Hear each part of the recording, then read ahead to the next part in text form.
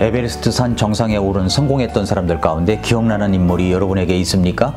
에베레스트 산 정상은 고도 8,848m, 정상은 하늘의 여신이다 라는 의미로 네팔에서는 사가르마타라고 하고 티베트에서는 초모롱마라고 합니다. 에베레스트 산 정상은 68년 전 처음 등반된 이후에 등반 횟수가 8,000회가 넘습니다. 여전히 사람들은 에베레스트 산의 최초라는 타이틀을 갖고 싶어 합니다. 그래서 최초로라는 이름을 붙이고 싶어 가지고 어떤 사람은 반바지를 입고 등반하는 사람도 있고 그곳에서 결혼한 커플들도 있습니다. 1952년 뉴질랜드 출신의 산악인 에드먼드 힐러리라고 하는 청년이 있었습니다. 오랜 시간에 걸친 노력과 준비를 마치고 히말라야 산맥 에베레스트 등정에 도전했습니다.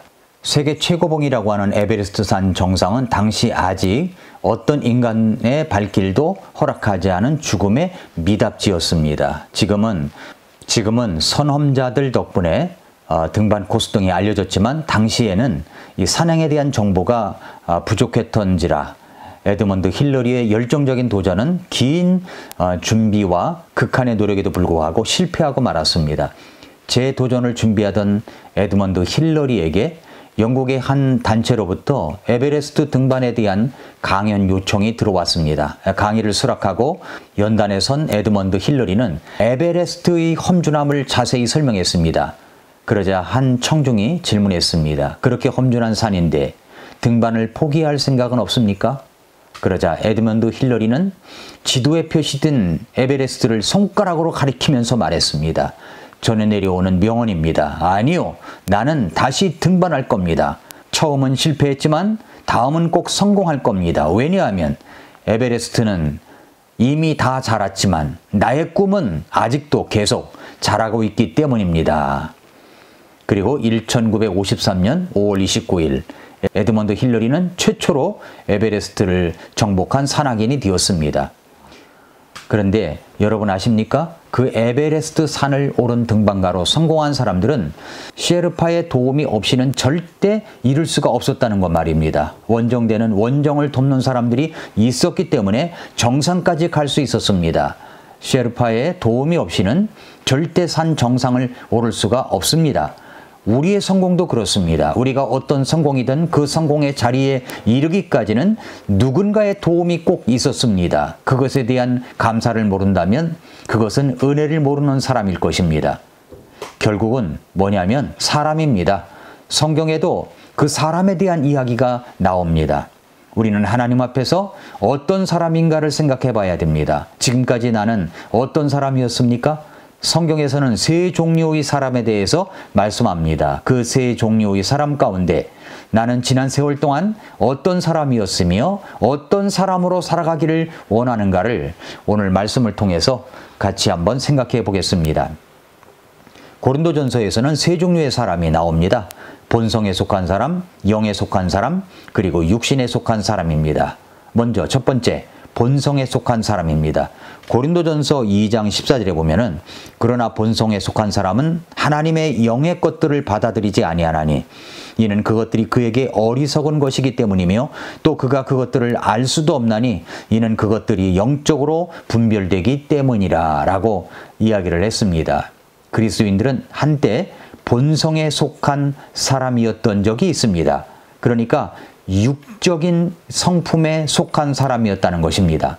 본성에 속한 사람의 특징이 무엇입니까?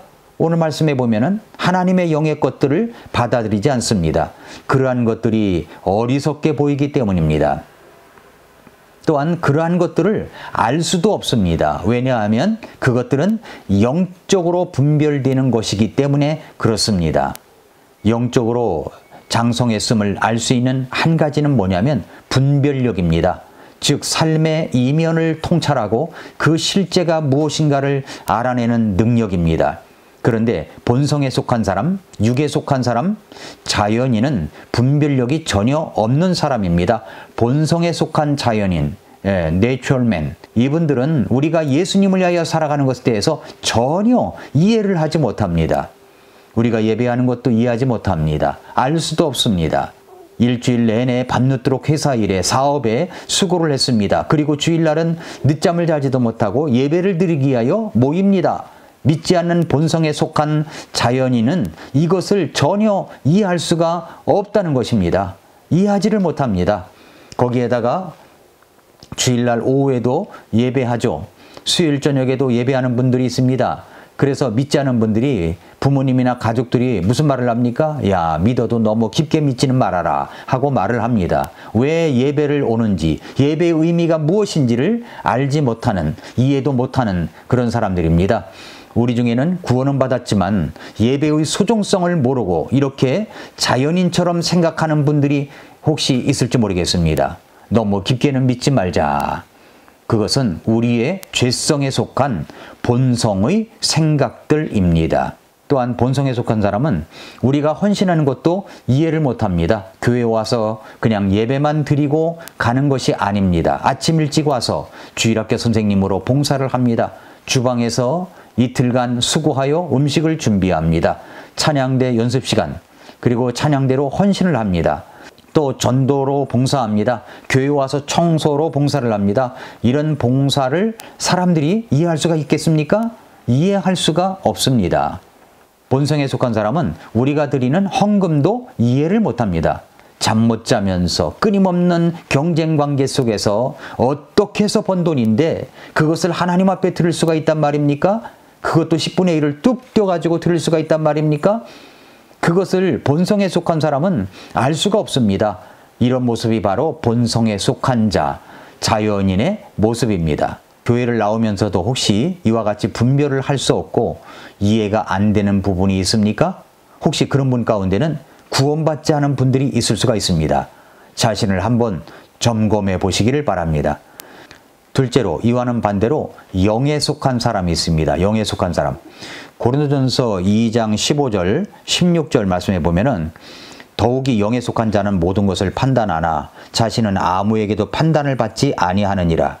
누가 주의 생각을 알아서 그를 가르치겠느냐? 그러나 우리가 그리스도의 생각을 가졌느니라 라고 말씀을 했습니다. 자, 영에 속한 사람의 특징이 나오죠. 이 말씀 속에서 보면은 영에 속한 사람의 특징이 무엇입니까? 모든 것을 판단하지만 그 자신은 아무에게도 판단을 받지 않는다고 했습니다. 이 말이 무슨 말입니까? 영에 속한 사람은 육에 속한 사람과는 반대되는 사람이죠. 영에 속한 사람은 영적인 사람을 말하는 것입니다. 예수님을 구주로 믿어 성령이 마음속에 계신 분들, 성령께서 내주하시는 사람이라는 말이죠. 영에 속한 사람은 모든 것을 판단하지만 그 자신은 아무에게도 판단을 받지 않는다는 말은 성령님의 인도하심에 따라 사는 사람들은 모든 가치 기준이 영적이기 때문에 하나님께로부터 온 성령의 역사에 의해서 판단하는 사람들이라는 말입니다. 그렇지만 본절은 소위 영에 속한 사람이라고 해서 그들의 행동이 완전 무결하다는 것을 말하는 것은 아닙니다. 더욱이 영에 속한 사람은 모든 판단이 결코 실수와 잘못이나 오류가 없다는 뜻도 아닙니다. 영에 속한 사람이라고 할지라도 역시 실수와 잘못을 범할 수 있으며 성도뿐 아니라 자연인 본성에 속한 사람으로부터 판단과 정죄를 받을 수가 있습니다. 이 말씀이 강조하는 것은 뭐냐면 성령을 모시고 사는 영에 속한 사람은 본성에 속한 사람, 자연인, 즉 구원의 은총과 영적인 것을 분별하지 못하는 사람들로부터 구원에 관한 그 어떤 판단과 정죄를 받지 않는다는 그런 말입니다. 영에 속한 사람은 예수 그리스도의 생각을 가졌습니다. 누가 주의 생각을 알아서 그를 가르치겠느냐? 그러나 우리가 그리스도의 생각을 가졌느니라 라고 했습니다. 예수님의 생각을 가진 사람이 영에 속한 사람, 영적인 사람입니다. 예수님의 생각을 가진 사람들은 어떤 사람입니까? 빌립보서 2장 5절부터 8절에 보면은 이 사람들이 어떤 사람인가가 나와 있습니다. 어떤 사람들입니까? 말씀을 여러분 자막으로 보시면 이런 사람입니다. 예수님은 어떤 모습이셨습니까? 스스로 무명한 자가 되셨습니다. 종의 모습을 가지셨습니다. 자기를 낮추셨습니다. 죽기까지 순종하셨습니다. 그러니까 영에 속한 사람은 바로 이와 같은 그리스도의 생각을 가진 사람들이라는 말입니다. 자신을 돋보이게 하려고 하지 않습니다. 서번트 리더십을 가지고 섬깁니다. 언제나 자신을 낮춥니다. 설사 죽음이 올지라도 순종을 선택합니다. 영에 속한 사람은 이런 분별력이 자라는 것입니다. 자, 그리고 마지막입니다. 마지막으로는 셋째로 육신에 속한 사람을 이야기합니다. 고린도전서 3장 1절부터 4절에 보면은 육신에 속한 사람의 특징이 나옵니다. 첫 번째, 갓난아이와 같아요. 말씀에 뭐라고 그랬습니까? 형제들아, 내가 영에 속한 자들에게 말하는 것 같이 너희에게 할 수 없어서 육신에 속한 자들, 곧 그리스도 안에 있는 갓난아이들에게 말하는 것 같이 하였다라고 했습니다. 갓난아이는 젖을 먹죠. 음식물, 단단한 음식을 먹을 수가 없습니다. 소화할 수 있는 능력이 없기 때문입니다. 아이를 보면은요, 이기적입니다. 자기밖에 모릅니다. 그래서 자기만 챙겨주면 좋아합니다. 사람은 그가 섭취하는 음식으로 그 사람의 장성 여부를 알 수가 있습니다. 아무리 갓난아이라 할지라도 아이가 커가면서 젖과 우유만 줄 수 없습니다. 밥을 먹습니다. 그리고 사과도 과일도 조금씩 베어 먹습니다. 성장을 하고 있다는 거죠.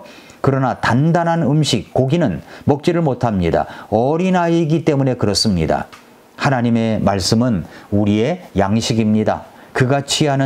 그가 섭취하는 음식으로 그 사람의 장성 여부를 알 수 있듯이 하나님의 말씀을 섭취하는 것을 보면 이 사람이 영에 속한 사람인지 육신에 속한 사람인지를 알 수가 있다는 말입니다. 육신에 속한 사람은 관계의 서투름과 분란이 있습니다. 오늘 말씀 2절에 보니까 내가 너희를 저주로 먹이고 음식으로 하지 아니하였나니 이는 지금까지 너희가 그것을 능히 감당할 수가 없었고 지금도 여전히 할 수 없기 때문이라.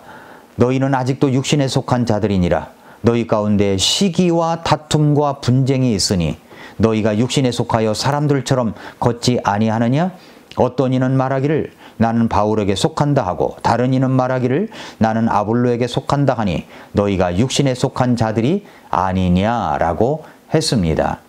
자, 여기서 말씀에 그래서 뭐가 있습니까? 시기도 있습니다. 다툼과 분열이 있습니다. 그래서 교회에서 분당을 조장합니다. 누구 편을 만들어냅니다. 끼리끼리를 만들어낸다는 것입니다. 그 사람이 사랑을 실천하여 사람들과 화목하게 지내는가를 보아서 그 사람의 장성 여부, 성숙 여부를 알 수가 있습니다. 어린아이는 다투고 소란 피우는 것을 좋아합니다. 구원받은 그리스도인은 영에 속한 모습으로 계속 성장해 가야 합니다. 그것은 분별력을 길러가며 성장해 갈 때 영에 속한 사람이 될 수가 있습니다. 육신에 속한 사람은, 육신에 속한 모습은 하나님이 보실 때 슬픔이 있습니다. 생각해 보십시오. 자라나지 않은 아이를 볼 때 부모 마음이 온전하겠습니까? 사랑하는 성도 여러분, 애청자 여러분, 이제 한 해가 벌써 이제 거의 다 지나가고 있습니다. 이제 한 달 남은 2022년 12월 그리고 2023년을 기다리면서 여러분의 모습이 육신에 속한 모습이 아니라 영에 속한 사람으로 점점 더 성장해 가는 성도 여러분들이 될 수 있기를 바랍니다. 어린아이의 일을 벗어버리고 장성한 모습이 되시기를 축복합니다. 오늘도 미라클 모닝입니다.